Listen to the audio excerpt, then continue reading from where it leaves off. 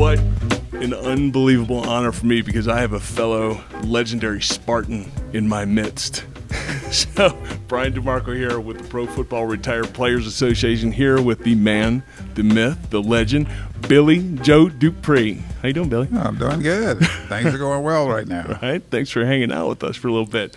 Hey, so you really take no introduction, but since we both are Spartans playing at Michigan State, I'm going to take it way back. We're going to talk about college ball for a second, right? What in the world is going on with our Spartans, first of all? Come on now. That's a good question, but I think it's primarily, let me express it this way. It's a little bit like the Cowboys right now. Yeah. I got a lot of different guys who haven't had an opportunity to gel. Yeah. All right. Unfortunately, in college, you only have 2 or 3, maybe 4 years to do that. That's right. But the NFL is a whole different story. You practically got a lifetime in a sense. Right. But I think it's just a matter of guys and coaches utilizing their talents, and coaches putting things together for them to make the best use of their talent. Well, at least I know this much, or at least I read this in the news this morning. With the loss last weekend, it actually ended up hurting the University of Michigan. So that's all I know, and that's good enough for me right now, that's right? That's a good deal. That's right. All right, so let's talk a little bit about pro ball. And, like I said, it really needs no introduction here, but the Cowboys, your Dallas Cowboys, all right? Your Dallas Cowboys, 3-time Super Bowl champion, right? 3-time Super Bowl champion. What was it like? Talk to me about the environment of the Cowboys back then. Tell everybody what it felt like to be a Cowboy. Well, see, how do you describe that? It was really more like a family, for all purposes and intent. Now, and specify that or clarify that to the extent that, in most families you have siblings, and more often than not, we don't get along together. Right. And we don't always agree on everything. But there's 2 facets of the teams that I play with. One is there may not have been every guy who liked Tom Landry. Right. But every last guy that I played with had a great deal of respect for him. All right. Oh, yeah. And on the other hand, with the players, they can beat each other up in the locker room.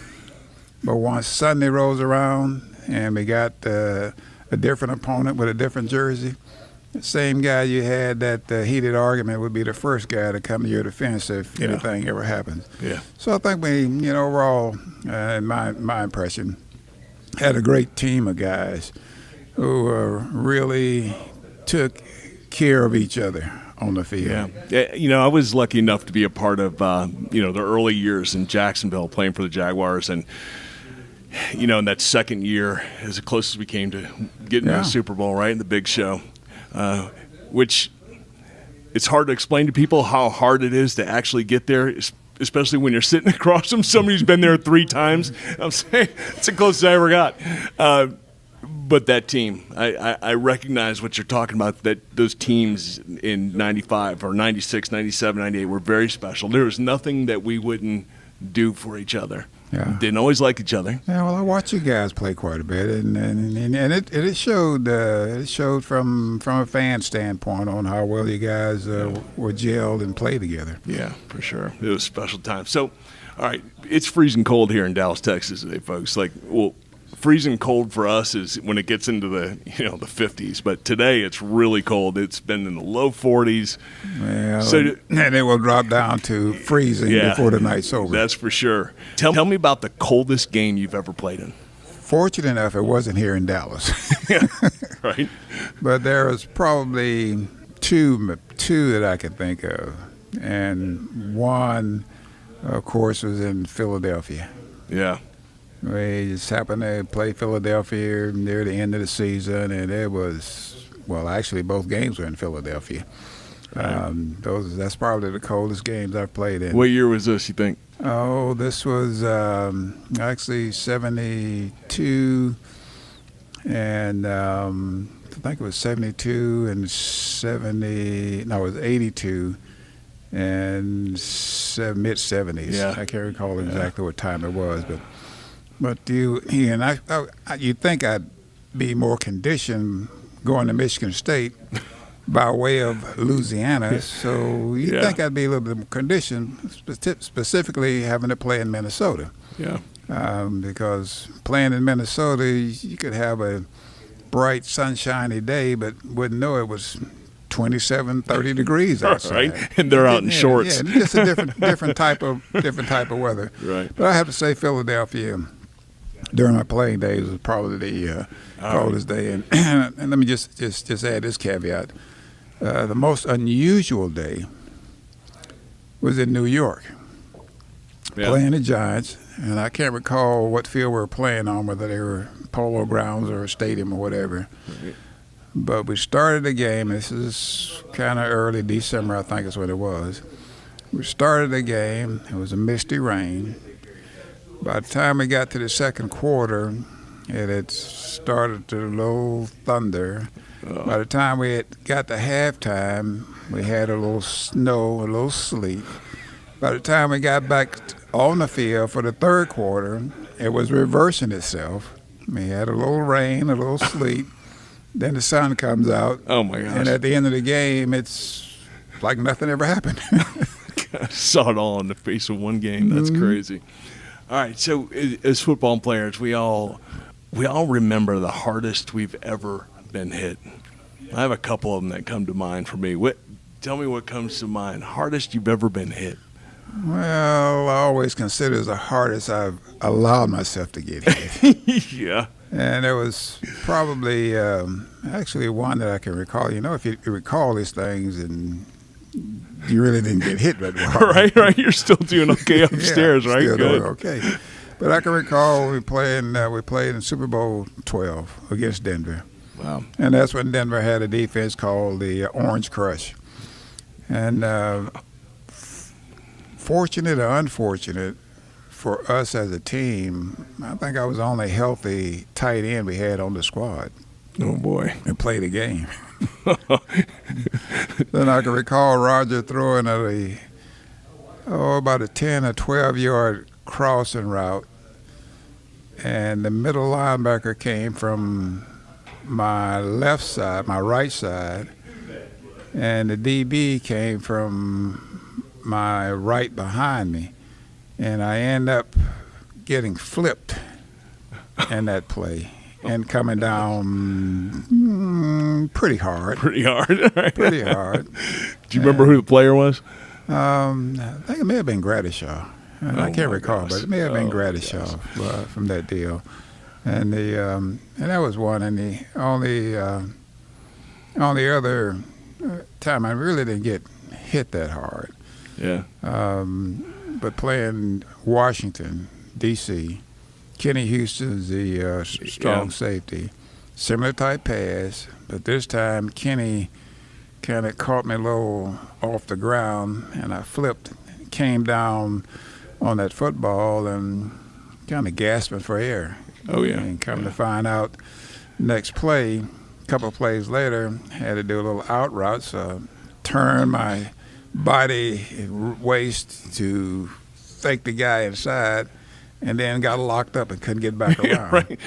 And end up being a bruise or almost a torn rib cartilage in there. Oh, my gosh. It was a routine day. Just another routine day at the office. Just another day at the office, right? All right, so let's talk for a second about the transition from playing college to the NFL. When was it that you had that moment where you realized you weren't in Kansas anymore, right? I mean, this is the NFL. Well, actually, it took me about a year, second year in the league, because coming from Duffy Doherty to Tom Landry was a lot of similarities from the standpoint of what was required on the playing field. Off the playing field, it was just complete opposite, for all purposes intent. Tom was all serious, and Duffy had a lot of levity in his deal. But the transition wasn't that much of a task in a sense. Yeah. Because my only concern were two things. Number one, I got work to get on the field to play. Right. So I decided to, whatever I could get on the field, that's what I'm going to go for. Kickoff return, kickoff coverage. The more you can do. Punt return. So whenever they started the game, kickoff coverage or kickoff return, my mom get a chance to see me on TV. Well, fortunate enough for me, I guess Coach Landry saw something a little bit different than I did, so I started as a rookie. And one of the few guys to start with the Cowboys during this era as a rookie. Right. So that was just more concentrating on my job. Yeah. What do I have to do? Number one, to stay healthy, and number two, to help the team win. Yeah. And with all that going on, I very seldom knew there was 60, 70,000 people in the stands until the game was over. Right. Well, second year, after being, I'm a little sort of a quiet individual, a little private guy.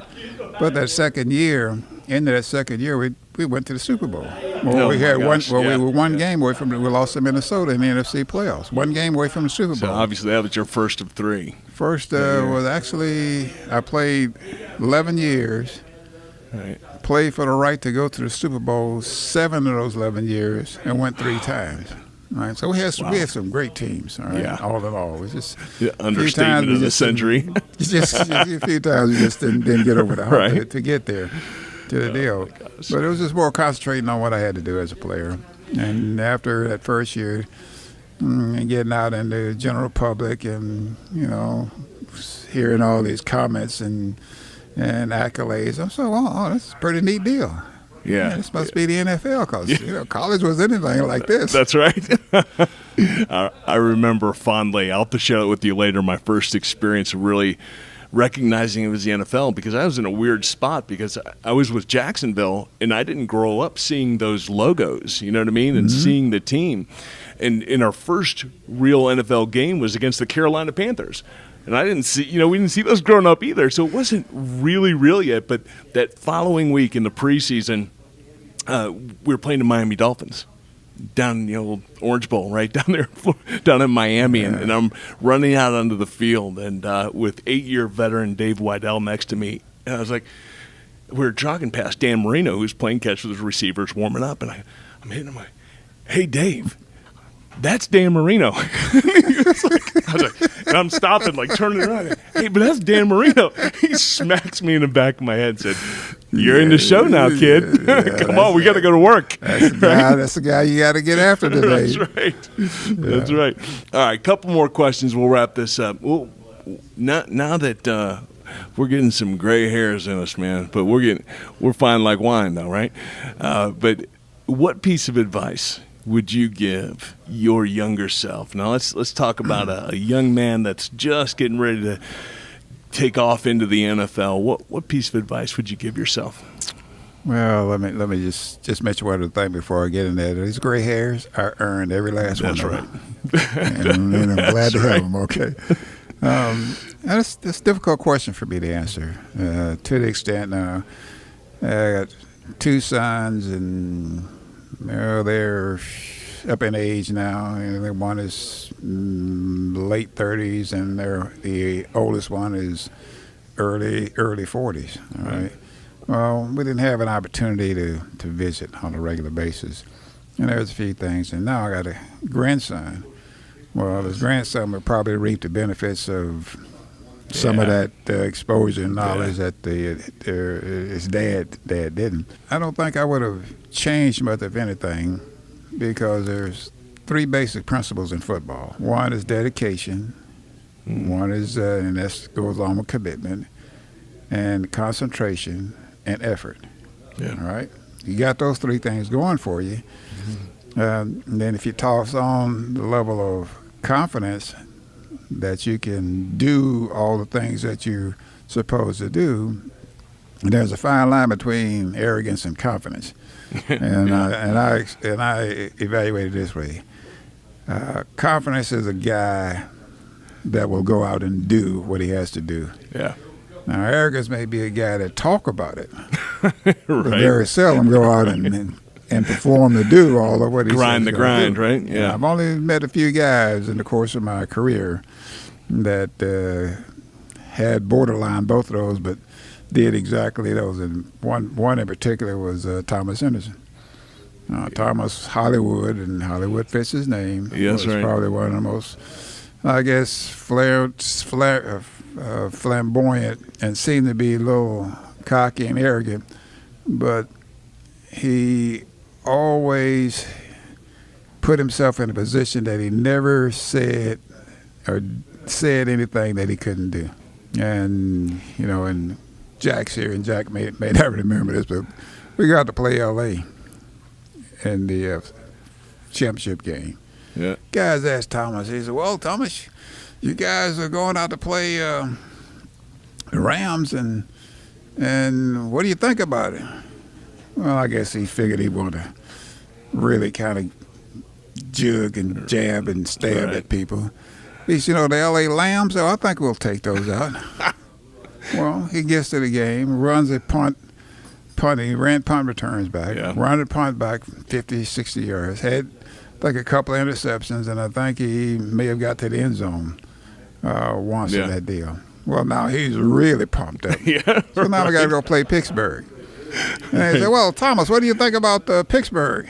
And what do you think about Bradshaw? He said, well, tell you what, you can spot Bradshaw with a C and an A, and he wouldn't be able to spell cat. I said, well, T-H. Come on, man. We got to. Right? Right. That's just one guy that you deal with. What about the other guys that we have to deal with over here? The other 23.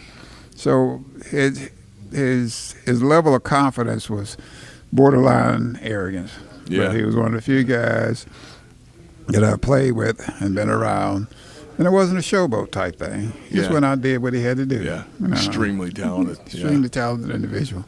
So all in all, there's what I would kind of impress on and trying to emphasize to my grandson is that figure out, don't ever let somebody tell you what you can't do. Yeah.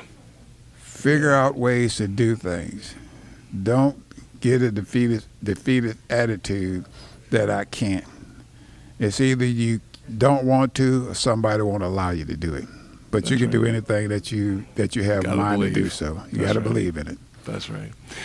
All right. So last question. The PFRPA.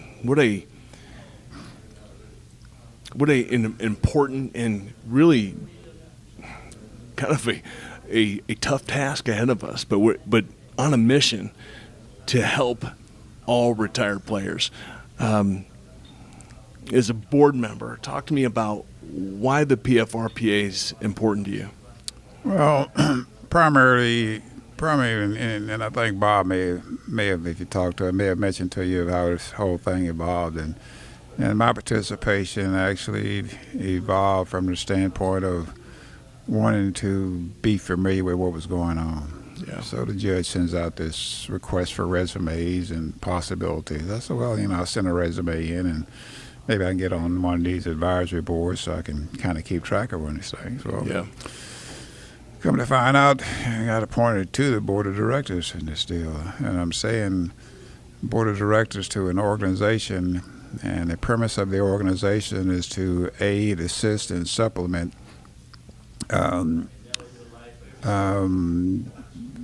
useful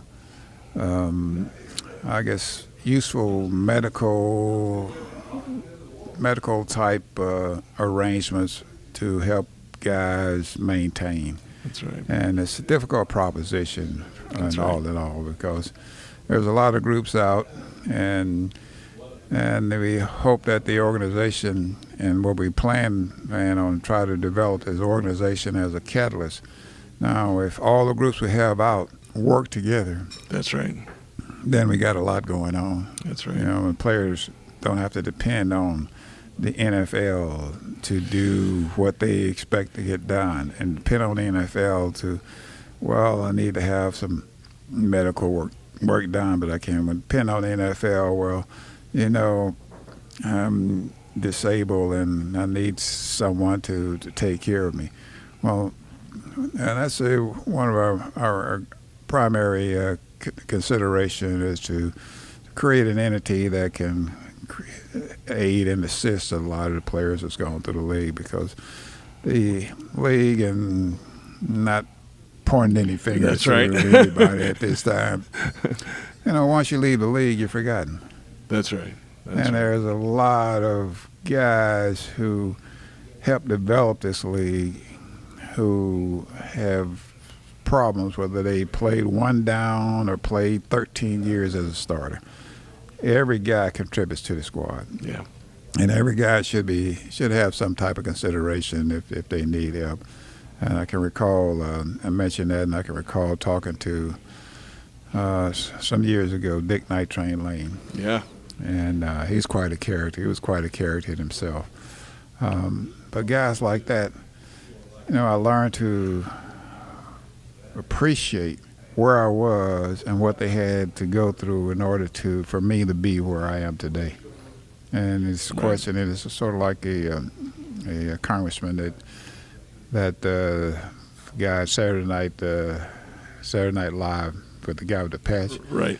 And his comment in the aftermath was, listen, it's okay to say and I thought it was profound, it's okay to say, well, we support you and we appreciate you. But his comment says, hey, just tell me, just express them that you'll never forget. Sort of like the Alamo. Never forget. Never forget. That's right. And you can do a lot of things, but if you never forget, then there's always some substance there for appreciation for those guys. And that's exactly what I've loved, being at the last two board meetings now, and this community. It's like just being around y'all again. Just I can't explain it. Every guy that's ever played knows what we're talking about. When we get a chance to spend a few minutes, that brotherhood, this bond that we all have, we have the roots of this community we're building, I think, are really special. And I think that's something that retired players really need to know, that that's still there, that we still care, that you're never forgotten. And this is that place. And I think that's a noble cause on its own. Yeah, well, let's hope that active guys at some point in time in your career may be the next play. Yeah. Next play may be the last play. Well, you don't realize it when you're playing, though, right? But if you take the opportunity or the initiative to visit with people that came before you to see where how things develop and where things are. And I think you'll have much better appreciation. So I had a few guys. Pettis Norman was one of the guys I visited with once I got here, and he visited with him and try to, talk to him and to see what was going on, not only on the field but as well as off the field, and how to make those things mesh to create some parity between what you do as a football player and how you live your life as an individual. Right. Yeah. Well, Billy Joe DuPree. Billy Joe, thank you so much for spending some time hanging out with me and getting this on the record, because this is momentous for me, at least, right, as a fellow Spartan. I do have to tell you, at 5 years at Michigan State, I walked into that Duffy Daugherty football building, and you're the first picture I saw every single day. So anyways, it's a true honor to be sitting here with you and have this conversation. This was great. Thank you, Billy. Appreciate it. Thank you. Appreciate it.